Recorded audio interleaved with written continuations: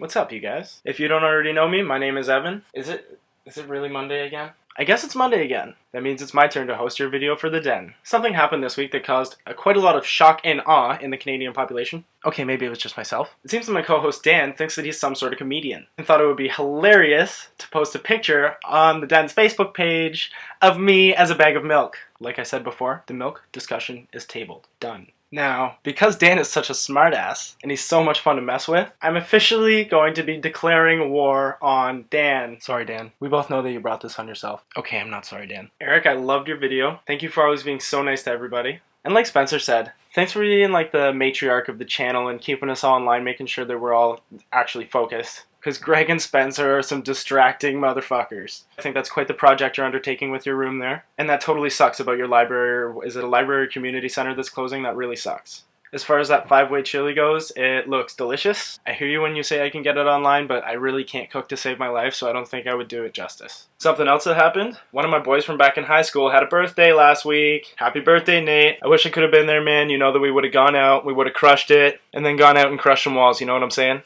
Hell yeah. Damn those stupid vandals, buddy. Grunge tech for life. So something else exciting happened this week. I got a package in the mail. Now I'm very excited by this. I love getting mail. I think it's exciting. I love opening the boxes, seeing what's inside. Who doesn't like getting presents? Seriously, who doesn't like it? So what I'm going to do is I'm going to open it right here with you guys. I have no idea what's in here, but it's from my mom. Thanks, Mom. Alright, so we're going to see what's inside. I've got my trusty knife here. Yes, you're right. It is a beautiful red knife. This thing is taped up like Fort Knox. Tape, why are you my enemy? Ah! Working my way around a box has never been my strong suit. Seriously? Open sesame! Why do you torture me? Ah! Open! Here we go. Here we go. Come on. That's right, bitch. Open up. Ooh, what do we have in here? My mom loves sending me clothes. In the past, she's been a little hit or miss, but over the years, she's really come to learn my style and what I wear, and now she's really awesome at it. What is it? I'm excited! Oh my god. What do we have here? I fucking love this. Apparently there's a scarf along with it. What's tucked inside here? Classic gray V-neck, always a staple. And Darth fucking Vader. I can think of a couple people that are going to be really jealous of this t-shirt. Let's see what it looks like, shall we? Well, what do you guys think? Not fucking bad, eh? Mom, I think it's safe to say that you fucking aced this one. I love it. Thank you so much. So now that we got all that excitement out of the way, it's time to get to a couple orders of business. For starters, beard check time. Last week I announced that I was officially going to consider growing a beard. As you can see, the beard is very much still here. Now, I will be honest, it did get kind of a split response. Some of you think that I should just keep it clean shaven. Other guys wanted me to rock the fashion stubble. And a whole bunch of you just said, go ahead and beard out. The real kicker was this guy that I've gone on a couple dates with. He said that he really liked it. It's not like we're serious or anything, but I kind of give a crap about what he thinks. So beard it is. It has officially been 1 week that I've been growing this, and I must say, it is itchy as fuck. I don't know whether I'm just not used to having all this stuff on my face, or whether it's just because it's growing in or whatever, but I cannot stop scratching it. I'm also finding every excuse I can to touch it. Oh really? That's interesting. Seriously? He said that? Or sometimes I'll literally just not even find an excuse and just sit there and touch it. It is very, very patchy in certain areas, if you see right along here, and a very defined one along here that have still yet to grow in. Come on, beard, don't be all patchy on me like that. Fill up, fill up. So that's how the beard's going. So last week's question and answer session got really intense. Honestly, I was really impressed with a lot of the answers that the other guys from the Den cranked out. We've got a diverse group of intelligent guys with a lot of interesting viewpoints. As a chaser, hearing the bear perspective on a lot of that stuff was really interesting. Dan, your video was awesome. It's good to know that if this vlogging thing doesn't work out, you can always make it in the porn industry. I think feeder shower porn is a really niche market you could just carve right into. Also, your roommate scares me a little bit. Okay, maybe a lot bit. Dan, you live with a psycho. Please be careful. And Dan, there is something else. We are going to get you out to a bear event, man. So viewers, I really need your help on this one. We have got to convince Dan to come with me to Drench Fur 10. We're even going to get a hashtag going about it. It's going to be called Dan Goes to Drench Fur. Time to pop that cherry, buddy. So this week we're supposed to be talking about who inspires us. Honestly, it's kind of a hard topic for me. I'm not exactly sure why. It's not really like I'm particularly uninspired or anything. I draw inspiration from many, many different sources. I wouldn't say there's any one person that I necessarily draw all of my inspiration from. What I'm going to do instead is I'm going to give some well-deserved shoutouts to some very important people. Whether they've gotten me through some important things or just taught me some really valuable lessons, there's a lot of people I have to thank for where I am today. I guess this has kind of been a long time coming. Let's call this one the credits for my life story. Now, I kind of suspect that I'm going to run out of time before I actually get to everybody that I want to get to or want to mention, because there's kind of a lot of you.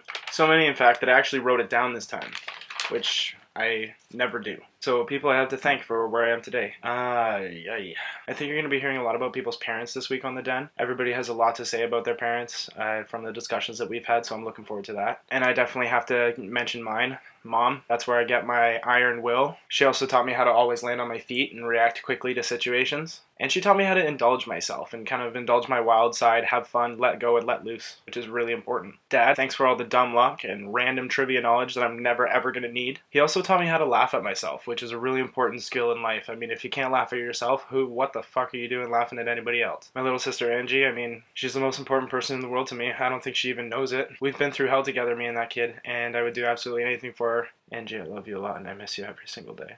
And she inspires me to be a better person just knowing that she's out there. I mean, she's so smart and beautiful and sarcastic as fuck, and she's going places, and it's awesome. She makes me want to do better. She makes me want to be better. And I know that no matter what, she's always going to be there for me. All my boys back in Kingston, Chris, Nate, Nigel, Brandon, Sean, you know I'm talking about you. You guys taught me how to be strong, mentally and physically. You taught me how to stick up for myself. You taught me never to take shit from people ever. Doesn't matter who. I hold you guys responsible for making me the scrappy little fuck that I am today. All my Fleet Street people, all my Brantford people, Amanda, Michelle, Giselle, Jesse, Dave, Jay, Natalie, Denise, Richard, Dawn, Ryan, Dale, Megan, and anybody else that I forgot just thinking off the top of my head. You guys have all taught me that family doesn't have to mean blood. You guys have got me through some really hard times, and I love you all for it. And I guess I have to mention my exes. I like to think you learn something from every relationship that you're in. Jay taught me not to take life too seriously, never grow up too much, and that there's always room for a little bit of fun. Adam, he taught me a ton. Taught me how to change oil in a car. Taught me how to enjoy the mundane day-to-day existence. You showed me my true value. You showed me what I'm really worth. And I think that's really important too. He also taught me how to drink cheap beer, which has saved me so much money in Canada. To my best friend Richard, I owe you a fuck ton, buddy. You've never let me down. You've always been there for me. You've saved my ass many times. I love you to death. You are absolutely the best quality control for any guy that I'm ever interested in, because you're the harshest critic. And you are a shining example of no matter what happens to you in this life, you can always find a way to make it work. And you can always find something to smile about. There's probably a ton more people that I have to thank, and a ton more people that I should be giving credit to that I've forgotten or just have overlooked. For that, I'm sorry. I'm sure I've told you this at some point or another face to face, so this doesn't really even matter. But you've all been extremely integral to me becoming who I am as a person at some point or another, and for that, I can't thank you enough. So those are all the shoutouts that I have to give for now. I have to stop myself at some point, otherwise I'll just go on all day. Once again, this has been your Monday episode of The Den with Evan. Don't forget to comment, like, and subscribe. And of course, don't forget to check us out, facebook.com/menoftheden and youtube.com/menoftheden. And as always, I would love to hear from you, so please, if you have any comments or questions for me, feel free to hit me up in the crotch area on YouTube or Facebook comments. You can hit me up on the Den page or just on the comments for the video. Thank you for watching. Keep your stick on the ice. So something hilarious just happened. I'm teasing Dan about that hashtag that I just made, and he has no idea what it is, and it's driving him nuts. And he just tried to video call me and accidentally called everyone from the Den. So we're going to send him a little voice note. Dan, I hope you know that I'm going to put that awesome blunder into my next video. I think it's great that you just accidentally video called everybody and made a giant fool of yourself because you're particularly easily embarrassed. So here's another thing that I'm going to be calling you out on the internet. That's why I love Dan. He's so easily embarrassed and he's shy and timid, and I'm so not, that it makes it almost too easy to just get him going and get him all like nervous and uncomfortable. It's awesome. So shortly after that all went down, Dan video calls me back. Now I get it through to my phone. Luckily I was quick enough to hit record because I was sitting right here. Let's see what he has to say. So we have... I don't appreciate this. You don't appreciate what? All of this that's happening. What's happening right now, Dan? I tried to call you so that I could bitch you out about talking about me in your video, but I accidentally clicked start hangout with everyone. So then I had to lie about clicking start hangout with everyone. And now I just look like a giant brown fool. You do look like a giant fool. I can't function. I'm tired. I just wanted to see your cute face, and now people are blowing up. Aww. And I had to keep lying. Since you're being such a liar, I'll probably be honest with you. I've just recorded this entire bit. Oh God. Uh-oh. I I can't even be upset because I just feel like this is like the little turdlet that goes on top of my shit sundae that has been this entire week. So as you can see, Dan was feeling pretty stupid about it. We talked for a little while though, and then he was feeling all better. Now, in case anybody's wondering, Dan's single. Have you met Dan?